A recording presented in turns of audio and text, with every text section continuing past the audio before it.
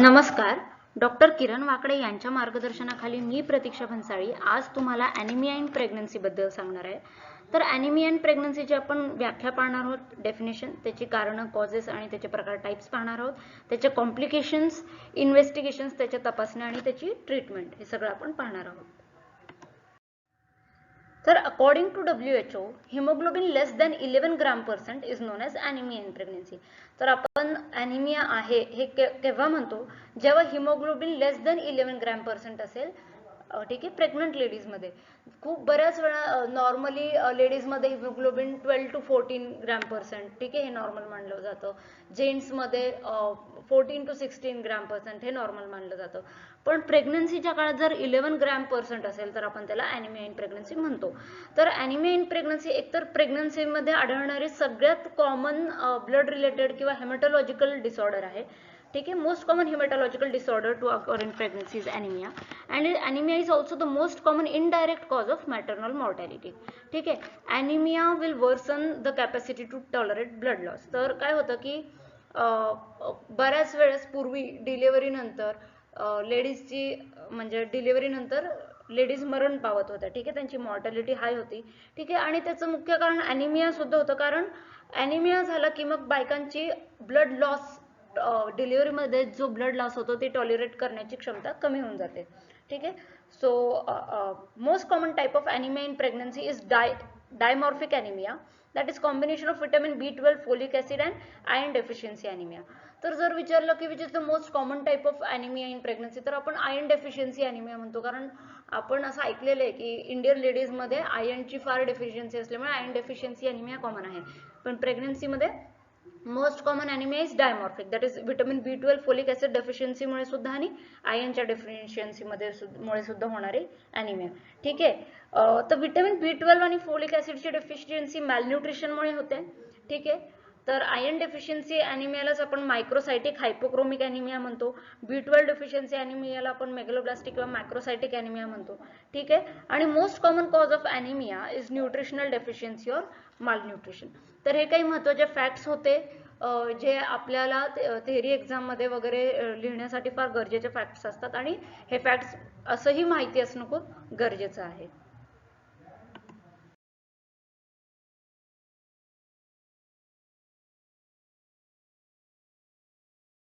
Pathological असू शकतं किंवा फिजिओलॉजिकल असू शकतं. तर पॅथॉलॉजिकल ॲनिमिया ऑफ प्रेग्नन्सी म्हणजे काय, जसं की आयर्न डेफिशियन्सी ॲनिमिया किंवा B12 किंवा फोलिक ॲसिड ॲनिमिया. तर एक पॅथॉलॉजी म्हणजे ह्याच्या डेफिशियन्सीमुळे होणारं जे ॲनिमिया आहे त्याला आपण पॅथॉलॉजिकल ॲनिमिया म्हणतो. आता फिजिओलॉजिकल ॲनिमिया ऑफ प्रेग्नन्सी म्हणजे काय आणि ते का होतं, तर why do we get physiological anaemia in pregnancy.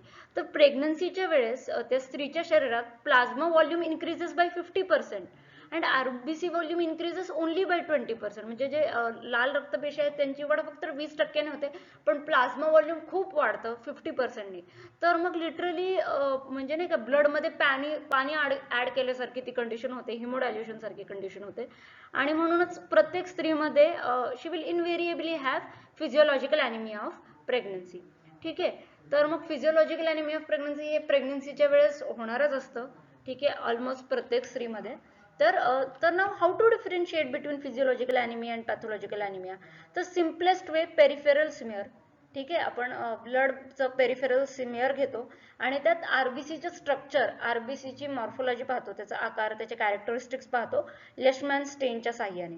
ठीक आहे, आपण स्टेनिंग करतो लेशमॅन स्टेनने आणि पेरिफेरल स्मेअर घेऊन त्या RBCचा स्टडी करतो. तर हे पॅथॉलॉजिकल ॲनिमिया आहे की फिजिओलॉजिकल ॲनिमिया आहे हे आपल्याला पेरिफेरल स्मेअरवरून कळतं. कसं कळेल, तर जे फिजिओलॉजिकल ॲनिमिया ऑफ प्रेग्नन्सी आहे त्यात RBCचे जे स्ट्रक्चर आहे ते नॉर्मोसायटिक, नॉर्मोक्रोमिक. ठीक आहे, सेलची साईज नॉर्मल, त्याचा colour normal. But in iron deficiency anaemia it can be microcytic, म्हणजे सेलची साईज कमी होते आणि हायपोक्रोमिक. Other iron studies also help in differentiating physiological anemia and pathological anemia. For example, we do serum iron, ferritin level, MCH म्हणजे mean corpuscular hemoglobin, mean corpuscular volume, TIBC म्हणजे total iron binding capacity. ह्या सगळ्या RBC indices वरून सुद्धा physiological anaemia आहे की pathological anaemia आहे हे आपल्याला कळू शकते.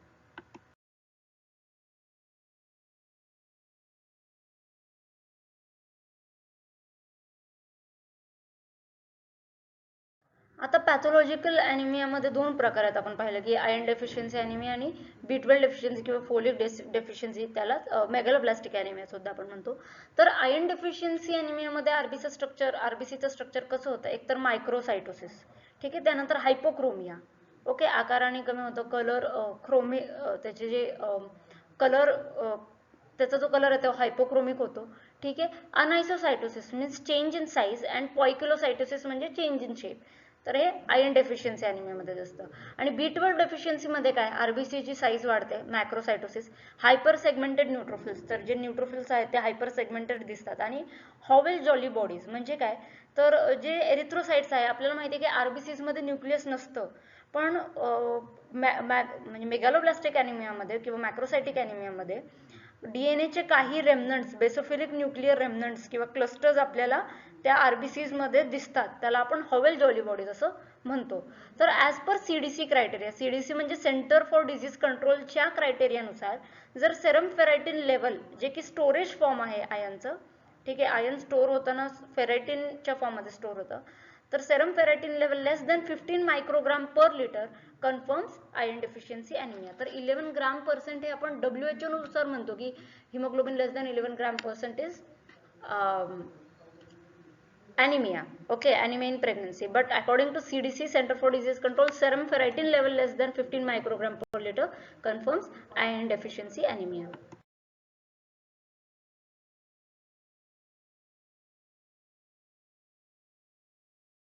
तर complications of anaemia in pregnancy, तर प्रेग्नन्सीमध्ये ॲनिमिया असण्याचे काय काय परिणाम असू शकतात ते आपण पाहूयात. तर ती जी लेडी आहे, the mother, she will have easy fatigability, लगेच थकल्यासारखं होणं, वीकनेस येणं, ब्रेथलेसनेसचे पण सिम्पटम्स असू शकतात. Mother not able to tolerate blood loss, ठीक आहे, हिमोग्लोबिन कमी असू शकतं आणि त्यामुळे इन्फेक्शनची जी शक्यता आहे ती वाढते, ठीक आहे. Mother more susceptible to infection, preterm लेबरचे चान्सेस वाढतात. डेव्हलपमेंट ऑफ ॲब्रप्शन म्हणजे प्लासेंटाचा युटरसपासून कॉन्टॅक्ट तुटणे, त्याला आपण ॲब्रप्शिओ प्लासेंटी म्हणतो, ठीक आहे, ते होण्याचे चान्सेस वाढतात. लायखर अराउंड द बेबीलेस, ठीक आहे. तर ओलिगोहायड्रोमनियस, जेव्हा ॲमनिओटिक फ्लुइड कमी होतं त्याला आपण ओलिगोहायड्रोमनियस म्हणतो, तर त्याचे चान्सेस वाढतात. कंजेस्टिव्ह कार्डियाक फेलियर, पोस्टपार्टम हेमरेज झालं की ते टॉलरेट करण्याची कॅपॅसिटी एकदम कमी होऊन जाते आणि त्यामुळे मॅटर्नल मॉर्टॅलिटी वाढू शकते. आणि शिवाय iron stores in the baby will be depleted, but baby won't have anaemia as baby is a parasite, but baby may have anaemia in the future. तर बाळ जन्मलं त्याला ॲनिमिया असेल असे नाही, पण पुढे त्याच्या आयुष्यात त्याला सुद्धा ॲनिमिया होण्याची शक्यता जास्त असेल आणि बेबीचे आयर्न स्टोर्स डिप्लेटेड असतील.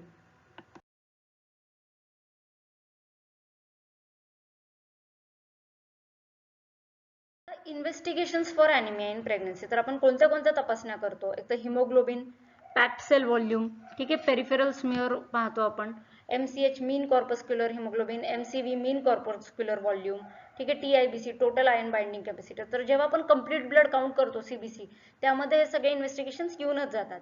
त्यानंतर सेरम फेरायटिन, ठीक आहे, लेस दॅन 15 मायक्रोग्राम पर लिटर, जे की आपण पाहिलेलं. त्यानंतर haemoglobin electrophoresis to rule out thalassaemia. तर ॲनिमियाचे बरेच प्रकार असू शकतात, थॅलेसेमिया असू शकतं, सिकल सेल ॲनिमिया असू शकतं, ठीक आहे, B12 डेफिशियन्सी ॲनिमिया असू शकतं.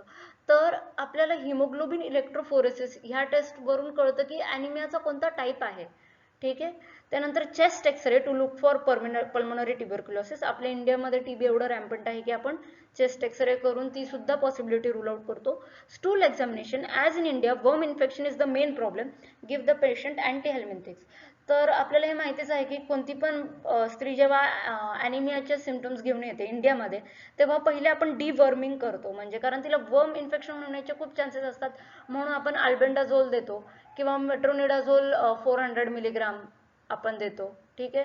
तर त्यामुळे पहिले आपण डिवर्मिंग करतो, अँटी हेल्मिंथिक्स देतो, ठीक आहे, कोणतेही पॅरासायटिक इन्फेक्शन रूल आउट करतो किंवा मग क्लिअर आउट करतो अल्बेंडाझोल देऊन, आणि मगच आपण आयर्न डेफिशियन्सी ॲनिमियाची ट्रीटमेंट स्टार्ट करतो, जेणेकरून जे काय आपण ट्रीटमेंट देणार आहे ती व्यवस्थित वर्कआउट होईल. त्यानंतर urine examination to see loss of protein और ब्लड इन द युरिन, ठीक आहे, and we have to find the source of blood loss, ठीक आहे, की आपल्याला ते ती जेव्हा लेडी येईल तेव्हा तिला रेक्टल ब्लिडिंग, पाईल्स, हेमोरॉइड्स अशा गोष्टींमुळे रेक्टल ब्लिडिंग तर नाही होत आहे ना, किंवा मग पेप्टिक अल्सर ब्लिडिंग तर नाही होत आहे ना, हे रूल आउट करून मगच आपण आयर्न डेफिशियन्सी ॲनिमियाची प्रॉपर ट्रीटमेंटला आपण पुढे सरकतो.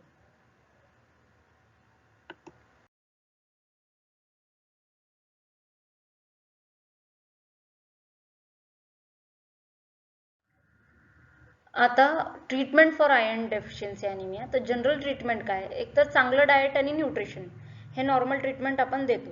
ठीक आहे. त्यानंतर स्पेसिफिक ट्रीटमेंटमध्ये काय, जे काही व्हिटॅमिन B12 किंवा फोलिक ॲसिडची डेफिशियन्सी आहे किंवा आयर्नची डेफिशियन्सी आहे ते आपण मेडिसिन्सच्या द्वारे भरून काढतो. ठीक आहे. तर डाएटमध्ये काय देतो आपण, आयर्न रिच फूड. नॉनव्हेजमध्ये liver, spleen, meat rich sources आहेत. ठीक आहे, आयर्नचे. आणि leafy vegetables like spinach, dry fruits, nuts, almonds, jaggery, cooking in iron utensils. ठीक आहे. Fortified breads and cereals are available. ठीक आहे. आणि त्यानंतर मग आपण आयर्न टॅबलेट्स किंवा व्हिटॅमिन B12चं इंजेक्शन वगैरे देतो. तर factors which increase iron absorption, असे कोणते फॅक्टर्स आहेत की तुमचं आयर्न ॲब्झॉर्प्शन वाढेल. तर व्हिटॅमिन C आणि फेरस फॉर्म. व्हिटॅमिन C हे जे काय आपल्या सायट्रस फ्रुट्समध्ये असतं त्याच्यामुळे आयर्न ॲब्झॉर्प्शन वाढण्यास मदत होते. ठीक आहे. आणि फेरस फॉर्ममध्ये आयर्न इझिली ॲब्झॉर्ब होतं. आणि त्यानंतर factors which decrease iron absorption, coffee, phytins, tannins, calcium, हे जे काही फॅक्टर्स आहेत कॉफी वगैरे घेतल्यामुळे आयर्नचं ॲब्झॉर्प्शन कमी होतं. म्हणून खूप जण सकाळी चहा पोळी वगैरे खातात आपण म्हणतो, तर ते चुकीचं आहे. कारण इवन पोळीमध्ये फायटन्स असतात. ठीक आहे. तर त्यामुळे आयर्नचं ॲब्झॉर्प्शन होत नाही. किंवा जर का तुम्ही आयर्नची टॅबलेट खात असाल तर मग आपण म्हणतो किती उपाशी पोटी खावा, ते चहा वगैरे बरोबर म्हणजे नाही का, चहा घेतल्याबरोबर लगेच घेणं चुकीचं आहे. कारण चहामध्ये टॅनिन्स वगैरे असतात आणि त्यामुळे विटॅमिनचं आयर्नचं ॲब्झॉर्प्शन कमी होतं. Iron is best given empty stomach but it can cause gastric irritation. ठीक आहे. Instructions to patient, not to take iron and calcium tablets together as iron won't be absorbed and only calcium will be absorbed. तर iron आणि कॅल्शियमचे जर tablets बरोबर घेतले तर calcium आयर्नचं absorption होऊ देत नाही. म्हणून आपण आयर्नचे टॅबलेट सेपरेटली घ्यायला हवे. And iron tablets have to be taken empty stomach. अशी इन्स्ट्रक्शन आपण पेशंटला द्यायला हवी की तुम्ही जर का व्हिटॅमिन C ने युक्त असं जर का लाईक ऑरेंजेस किंवा लिंबू सरबत वगैरे प्यायला, त्याबरोबर तुम्ही आयर्नचे टॅबलेट घेतले तर मग आयर्न ॲब्झॉर्प्शन व्यवस्थित व्हायला मदत होते. किंवा त्याबरोबर आयर्न रिच फूड घेतलं तर मग आयर्नचं ॲब्झॉर्प्शन चांगली होण्यास मदत होते.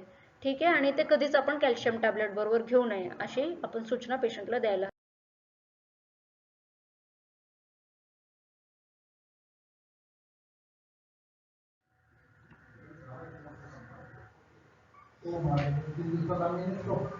आता स्पेसिफिक ट्रीटमेंट काय देतो आपण आयर्न म्हणजे आयर्न डेफिशियन्सी अॅनिमिया किंवा डायमॉर्फिक अॅनिमियासाठी, तर आयर्न सप्लिमेंट्स आयर्न डेफिशियन्सी अॅनिमियासाठी. तर आयर्न आपण ओरल फॉर्ममध्ये देऊ शकतो. ठीक आहे. किंवा इंट्राव्हेनस आणि इंट्रामस्क्युलर म्हणजेच पॅरेंटरल फॉर्ममध्ये देऊ शकतो. तर ओरल सॉल्ट्स आपण कोणते देतो, फेरस सल्फेट, फेरस फ्युमारेट, ज्याचे कमी साईड इफेक्ट्स असतात, आणि फेरस ग्लुकोनेट. तर आपण कसं देतो, तर एक आयर्नची टॅबलेट 200 मिलीग्रामची असते. उदाहरण आपण फेरस सल्फेट जर पकडलं तर फेरस सल्फेटची एक टॅबलेट 200 मिलीग्रामची असते आणि त्यात 60 मिलीग्राम एलिमेंटल आयर्न असतं किंवा ॲक्टिव्ह फॉर्म ऑफ आयर्न असतं. तर आपण दिवसातून 2दा किंवा 3दा हे 200 mg ची आयर्न सल्फेटची टॅबलेट देतो. ठीक आहे. म्हणजे थोडक्यात जर 3दा दिली तर थोडक्यात आपण दिवसभरात 600 मिलीग्राम आयर्न टॅबलेट देतो. आणि त्यामुळे शरीरात 180 मिलीग्राम एलिमेंटल किंवा ॲक्टिव्ह फॉर्म ऑफ आयर्न जाऊ शकतं. ठीक आहे. तर 200 मिलीग्राममध्ये 60 mg active or elemental form of iron असतं. त्यामुळे जेव्हा आपण 3 टॅबलेट्स देतो म्हणजे 200 गुणिले 3 600 मिलीग्राममध्ये, तर मग 60 गुणिले 3 180 मिलीग्राम एलिमेंटल किंवा active form of iron absorb होण्यास मदत होते. इफेक्ट्स ऑफ ओरल आयर्न, जे की इंडिकेशन्स फॉर पॅरेंटरल आयर्न. तर आपण खूप वेळा ओरल आयर्न देतो तर त्याचे काही साईड इफेक्ट्स असू शकतात आणि त्यामुळेच आपण पॅरेंटरल आयर्न प्रेफर करतो. तर जेव्हा क्वेश्चन येईल की what are the indications for parenteral iron, त्यामध्ये आपण ओरल आयर्नचे साईड इफेक्ट्स लिहू शकतो. ठीक आहे. तर काय आहेत side effects of oral iron किंवा मग काय इंडिकेशन्स असतील की आपल्याला पॅरेंटरल आयर्न द्यावं लागेल. एक तर ओरल आयर्न घेतल्यामुळे पेशंटला nausea, vomiting, diarrhoea, constipation, abdominal pain, ठीक आहे, हे कंप्लेंट्स असू शकतात. किंवा staining of teeth, black stools due to formation of iron sulphide, और पेशंटच्या कंप्लायन्समध्ये प्रॉब्लेम असू शकतो. ठीक आहे. तर हे आहेत side effects of oral iron. तर आता पेशंट आयर्न घेतोय की नाही हे आपण कसं पाहतो, तर त्याला विचारायचं की तुझ्या स्टूल्सचा काय कलर आहे. तर blackening of stool confirms that the lady is taking iron tablets. ठीक आहे. Haemoglobin will increase after taking iron tablets. तर आपल्याला अजून कसं कळेल टेस्टद्वारे की आयर्न टॅबलेट्स घेते की नाही ती लेडी. तर आयर्न टॅबलेट्स घेतल्यामुळे हिमोग्लोबिनची राईज आपल्याला त्या ब्लडच्या रिपोर्ट्स मधून कळेल. ठीक आहे. पॅक्ड सेल व्हॉल्यूम किंवा रेटिक्युलोसाइट्स इन्क्रीज झालेले दिसतील. सेन्स ऑफ वेलबिंग, त्या लेडीला बरं वाटेल. ठीक आहे. तिचं विकनेस वगैरेचे जे काही कंप्लेंट्स आहेत ते कमी असतील. ठीक आहे, पण जे काही स्टोर्स आहेत बॉडीमध्ये, जे आयन स्टोर्स आहेत ते वाढायला मात्र वेळ लागेल.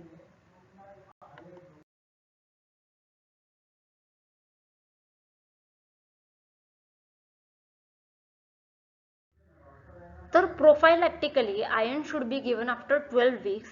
We start after second trimester till delivery, also during the postpartum period. तर आयनचे टॅबलेट्स नेमकी प्रेग्नंट लेडीमध्ये कधी सुरू करायचे? फर्स्ट ट्रायमिस्टर ती जेव्हा चेकअपला येते तेव्हा पहिल्या दिवसापासून सुरू करायचे का?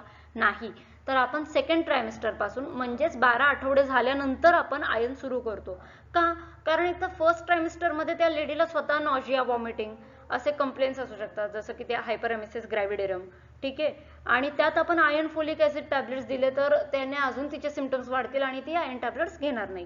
म्हणून आपण फर्स्ट ट्रायमिस्टरमध्ये देत नाही आयर्न टॅबलेट्स. आणि दुसरी गोष्ट म्हणजे पहिल्या 3 महिन्यांमध्ये आयर्नची रिक्वायरमेंट तेवढी वाढलेली नसते, म्हणून फर्स्ट ट्रायमिस्टरमध्ये आपण फोलिक ऍसिड, B12 देतो, पण लगेच आपण आयर्न देत नाही पहिल्या ट्रायमिस्टरमध्ये. ठीक आहे, सेकंड ट्रायमिस्टर पासून आपण आयर्नचे टॅबलेट्स देण्यास सुरुवात करतो. तर जर आपण आयर्न थेरपी दिली आणि तरी पण त्याचा फायदा होत नाहीये, तर असं का होत असेल? तर reasons for failure of iron oral iron therapy indirectly become the indication for intravenous or intramuscular iron, that is parenteral iron therapy. तर काय कारण आहेत की ओरल आयर्न थेरपी फेल होते? एक तर रॉंग डायग्नोसिस, म्हणजे त्या बाईला सिकल सेल अॅनिमिया असू शकतो किंवा मग काही वेगळे ब्लड डिसऑर्डर्स असू शकतात. तिचं म्हणजे नाही का थॅलेसेमिया, अर्थात थॅलेसेमिया एवढं लेट डिटेक्ट होत नाही, पहिलेच ब्लड ट्रान्सफ्युजन वगैरे ची हिस्ट्री असेल. पण ठीक आहे की रॉंग डायग्नोसिस असेल आयर्न डेफिशियन्सी अॅनिमिया, म्हणजे तिला B12 डेफिशियन्सी अॅनिमिया असेल आणि आपण नाही का आयर्न डेफिशियन्सी अॅनिमिया कन्सिडर करतोय. दुसरं improper typing of anaemia, that is patient may have thalassaemia, हे आत्ताच पाहिलं आपण. त्यानंतर नॉन कंप्लायंट पेशंट्स, की पेशंट कंप्लायंटच नाही आहे, त्याला खूप साईड इफेक्ट आहेत ओरल आयर्न दिल्यावर.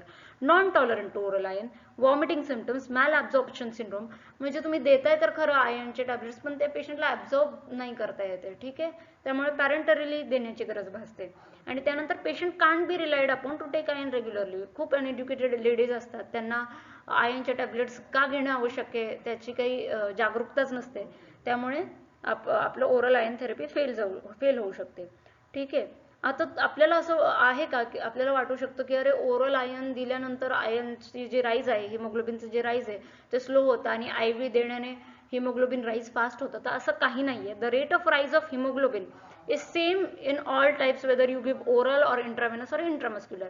तिन्ही प्रकारे पर weak 0.7 to 1 gram per litre haemoglobin वाढतं. असं नाहीये की इंट्राव्हेनस दिल्यावर फास्ट राईज होतं किंवा इंट्रामस्क्युलर दिल्यावर स्लो राईज होतं किंवा ओरली दिल्यावर स्लो राईज होतं, असं काही नाहीये.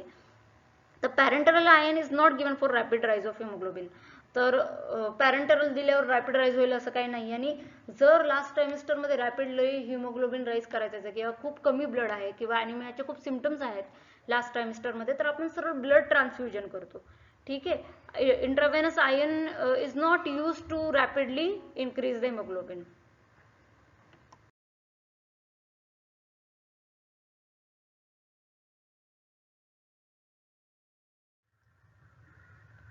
What are the advantages of parenteral iron therapy?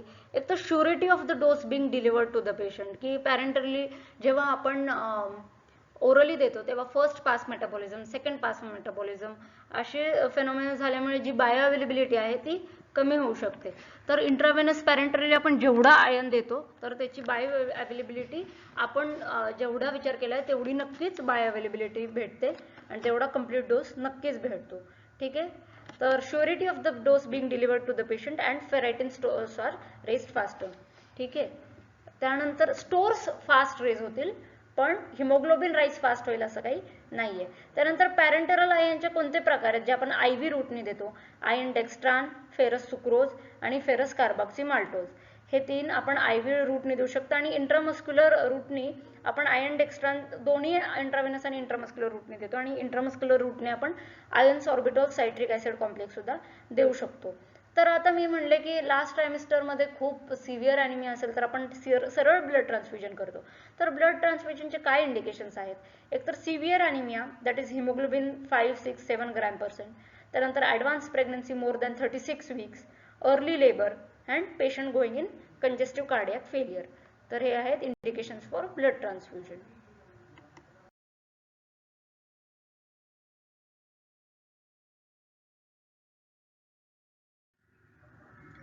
आता with severe anaemia we prefer packed cells. तर प्रेग्नंट लेडीज मध्ये आपण कम्प्लीट होल ब्लड नाही देत, आपण पॅक्ड सेल्स देतो. का? कारण ऑलरेडी त्या लेडीज मध्ये कार्डियाक आउटपुट वाढलेला असतो. ठीक आहे, प्लाझ्मा व्हॉल्यूम 50% वाढलेला असतो, फ्लुइड ओव्हरलोड होण्याचे खूप चान्सेस असतात, म्हणून आपण नेहमी पॅक्ड सेल देतो. Patient doesn't need plasma volume, otherwise fluid overload can occur and this can lead to congestive cardiac failure. Therefore, we give only packed cells.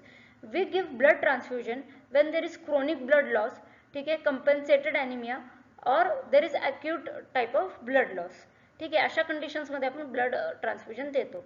तर आता हे आपल्याला विचारू शकतात की what are the side effects of parenteral iron therapy. तर parenteral ion थेरपीमुळे लिम्फॅडोनोपॅथी होऊ शकते, माइल्ड पेन होऊ शकतं त्या साईटवर, ॲनाफायलेक्टिक शॉक होण्याचे चान्सेस असतात. ठीक आहे, ॲलर्जिक रिॲक्शन्स, त्यानंतर discoloration, inflammation, systemic toxicity, headache, backache, flushing, circulatory collapse, arthralgia. हे आपल्याला वायवाच्या वेळेस सुद्धा प्रश्न विचारले जाऊ शकतात किंवा थेअरीमध्ये सुद्धा side effects of parenteral iron therapy विचारलं जाऊ शकतं शॉर्ट नोटमध्ये.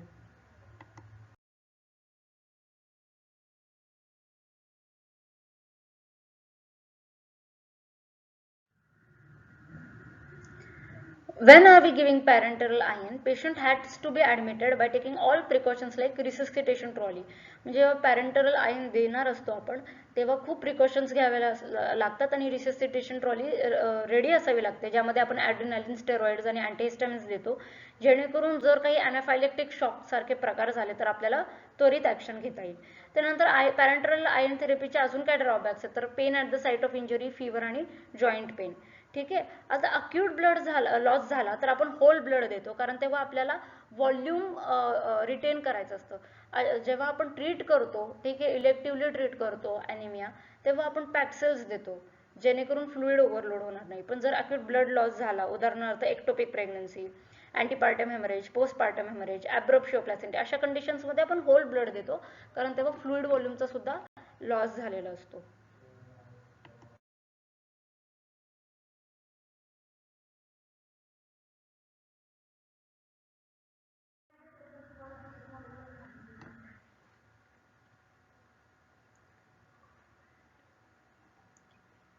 Indications for blood transfusion in pregnancy. तर आपण आणखी काय इंडिकेशन्स आहेत ज्यामध्ये आपल्याला ब्लड ट्रान्सफ्यूज करावं लागतं प्रेग्नन्सीच्या वेळेस. ठीक आहे, severe anaemia in late pregnancy. ठीक आहे, जसं की मी म्हणाले की अगदी लास्ट ट्रायमिस्टरमध्ये खूप सिव्हिअर ॲनिमिया असते, तेव्हा आपण काय ओरल आयनने आयन वाढण्याची वाट नाही पाहत. ठीक आहे, आपण ब्लड ट्रान्सफ्युजनच देतो.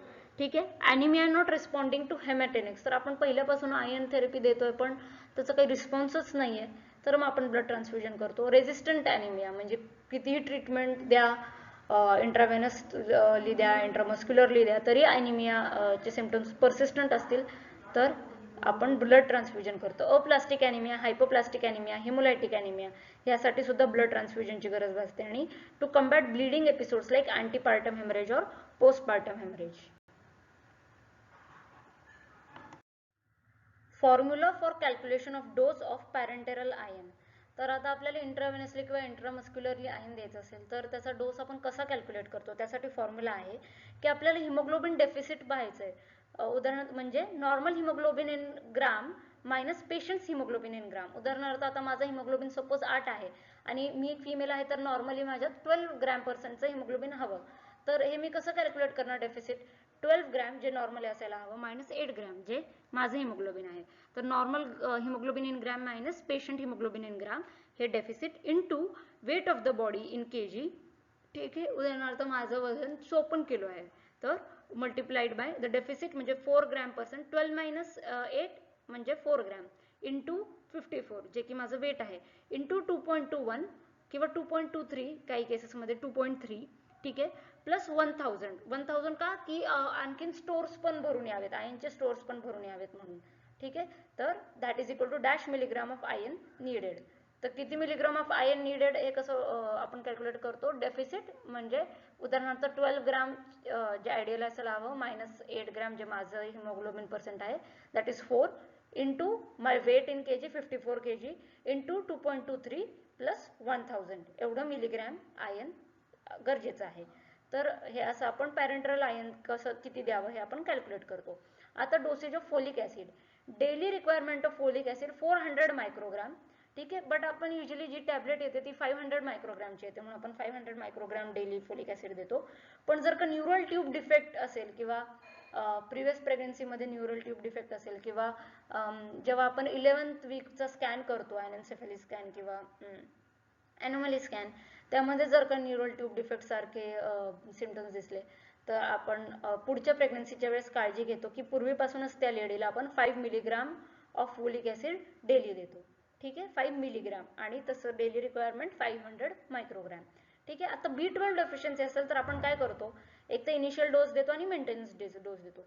B12 इंजेक्शन्स म्हणजेच हायड्रोक्सिकोबॅलॅमिनचे आपण 1000 मायक्रोग्रामचे इंजेक्शन्स देतो. किती, कसं देतो, इंट्रामस्क्युलरली. आणि कसं देतो तर एका वन्स एव्हरी वीक, म्हणजे सपोज 6 आठवडे मी ट्रीटमेंट देणार आहे, एका आठवड्यात एकदा. ठीक आहे, असे 6 आठवडे मी इंजेक्शन देणार आहे. कसं तर आज पहिला दिवस आहे. ठीक आहे, ह्या आठवड्यापासून मी B12चे इंजेक्शन द्यायला सुरुवात करणार आहे.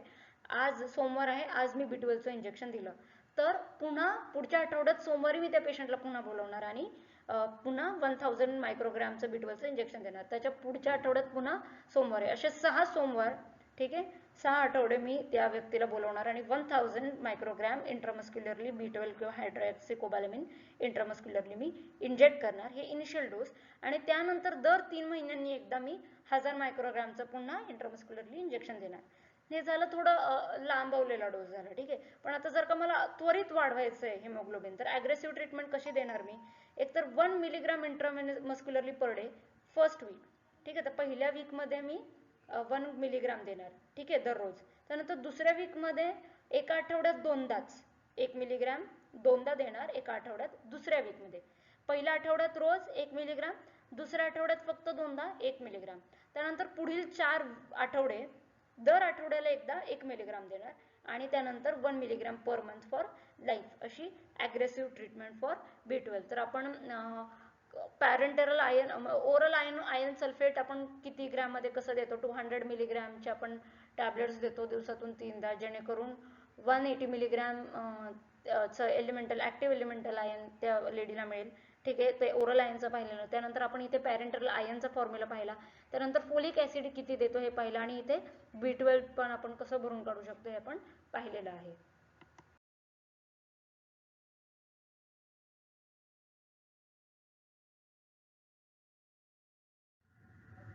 आता what precautions will you take during the delivery of a severely anaemic person. तर रेग्युलरली आयर्न डेफिशियन्सी ॲनिमिया कसा ट्रीट करायचा, लास्ट ट्रिमेस्टरमध्ये कसा ट्रीट करायचा, B12 डेफिशियन्सी असेल, फोलिक डेफिशियन्सी असेल किंवा आयर्न डेफिशियन्सी असेल तर कसं ट्रीट करायचं हे आपण पाहिलं.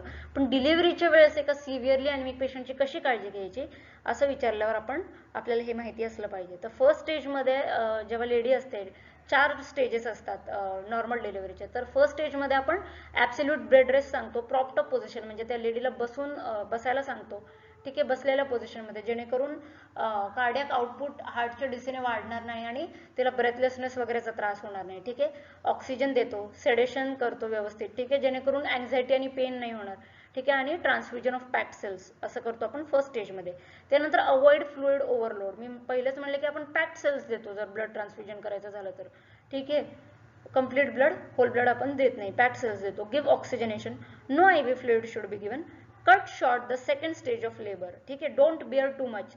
Strict aseptic precautions to avoid infection. तर सेकंड स्टेज ऑफ लेबरमध्ये आपण पेशंटला जास्त बिअर करायला नाही लावत, ते आपण पटकन कट शॉर्ट करतो सेकंड स्टेज ऑफ लेबर. ठीक आहे, ॲक्टिव्ह जर गरज असेल तर प्रॉपर स्टेशनला जेव्हा बेबी येतं तेव्हा आपण स्वतःच फोर्सेप डिलिव्हरी वगैरे करून जी सेकंड स्टेज आहे लेबरची, जेव्हा बेबी ॲक्च्युअल डिलिव्हर होत असतो ती स्टेज आपण शॉर्टन करतो ऑक्सिटोसिनचं इंजेक्शन ड्रिप वगैरे देऊन. त्यानंतर active management of third stage of labour. तर मिथर्जिन देतो आपण, जेणेकरून पोस्टपार्टम हेमरेज होणार नाही. आणि जे काही थर्ड स्टेज ऑफ लेबरसाठीचे जे काही प्रॉपर प्रोटोकॉल्स आहेत, जे की आपण की बेबीचं शोल्डर बाहेर आल्यानंतर आपण लगेच ऑक्सिटोसिन देतो किंवा मिथर्जिन देतो. त्यानंतर जे काही प्लासेंटा आपण नाही का ऑक्सिटोसिन देऊन कॉन्ट्रॅक्शन्स कॉज करून पटकन प्लासेंटाचं म्हणजे थर्ड स्टेजचं जे काही ॲक्टिव्ह मॅनेजमेंटचे प्रोटोकॉल्स आहेत ते सगळे आपण फॉलो करतो. त्यानंतर after delivery repeated pregnancy will worsen anaemia, so reliable contraceptive advice should be given. तर आपण लगेच त्या बेबी जेव्हा लेडी डिलिव्हरी झालेली असते त्या लेडीची, तेव्हा तिने खूप बिअरिंग डाऊन एफर्ट्स दिल्यामुळे ती खूप कॉन्शियस असते, ठीक आहे. त्यावेळेस जेव्हा जर आपण कॉन्ट्रासेप्टिव्ह ॲडवाईस दिली तर तेव्हा ती खूप रिसेप्टिव्ह असते त्या ॲडवाईससाठी. हे आपल्या प्रिव्हेंटिव्ह सोशल मेडिसिनच्या बुक्समध्ये दिलेलं आहे. तर म्हणून आपण डिलिव्हरी झाल्या झाल्या लगेच तिला कॉन्ट्रासेप्टिव्हची ॲडवाईस देतो, ठीक आहे, तिच्या कानावर तरी घालतो. आणि ब्रेस्ट फिडिंगच्या वेळेस आपण डेपॉट मेट्रॉक्सी प्रोजेस्टेरॉन ॲसिटेट किंवा प्रोजेस्टेरॉन मिनी पिल्स अशा औषधं देतो. आणि नंतर सुद्धा आपण ओरल कॉन्ट्रासेप्टिव्ह पिल्स देऊ शकतो. पण आपण IUCD कधीच देत नाही, इंट्रायुट्राइन कॉन्ट्रासेप्टिव्ह डिव्हाइस, कारण त्यामुळे मेनोरेजिया, ठीक आहे, इन्क्रीज ब्लड लॉस. तर normally 30 to 50 ml blood loss होतो पिरियडच्या वेळेस. पण जर IUCD किंवा प्रेग्नन्सी नंतर लगेच इंट्रायुट्राइन कॉन्ट्रासेप्टिव्ह डिव्हाइस दिला तर मग ब्लड लॉस वाढू शकतो आणि मग ॲनिमिया अजून वर्सन होऊ शकतो, ठीक आहे. Any blood loss can be immediately replaced with packed cells and with continuous watch for congestive cardiac failure. म्हणजे आपण कंजेस्टिव्ह कार्डियक फेलियर होण्याची शक्यता आहे ते पण आहे का ते सुद्धा पडताळतो आणि आपण फ्युरेसिमाइड वगैरे देतो जर का खूप पल्मनरी इडिमा वगैरेचे सिम्पटम्स असतील तर, ठीक आहे.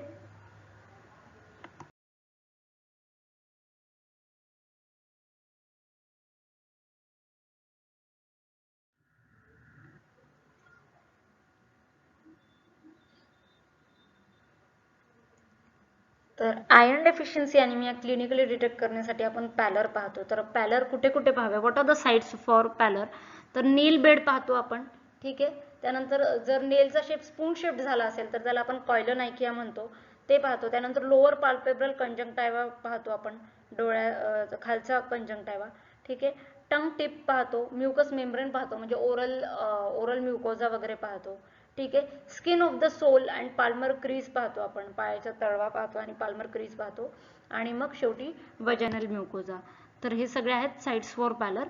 तर आपण आयर्न डेफिशियन्सी ॲनिमियाबद्दल ते का होतं, त्याचे प्रकार पाहिले, ते कसं ट्रीट केलं जातं ते पाहिलं, कसे किती डोस दिले जातात ते पाहिलं, ठीक आहे. त्याचे साईड इफेक्ट्स पाहिले, पेशंटला काय इन्स्ट्रक्शन्स द्यायला हवे, कोणत्या गोष्टींनी आयर्नचं ॲब्झॉर्प्शन वाढतं कमी होतं, आणि पॅलर वगैरे इन्व्हेस्टिगेशन्स पाहिले, पॅलर कुठे पाहायचं हे सगळं पाहिलं.